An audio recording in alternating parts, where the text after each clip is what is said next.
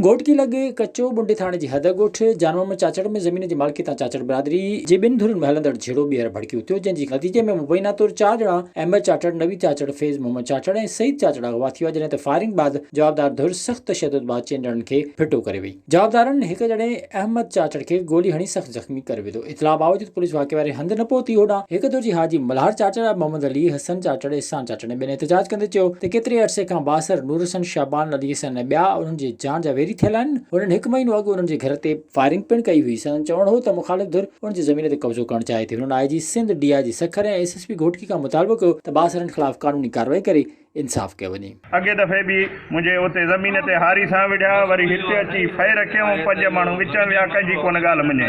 हाणे अची सुबुह सवेर सां 7 बजे मुंहिंजे पुट खे अगवा कयूं, हारियुनि खे अगवा कयूं, इहे खणी वञी परना क्यों को माण्हू ॻोठाणा भॼी आया नी। मां ओॾे कोन हुयुसि, पुट मुंहिंजे खे गोली लॻल आहे, हुनखे धक उन्हनि बराबरि। विज़िट कयो अवामी आवाज़ मीडिया ग्रुप जी वेबसाइट awamiawaz.pk।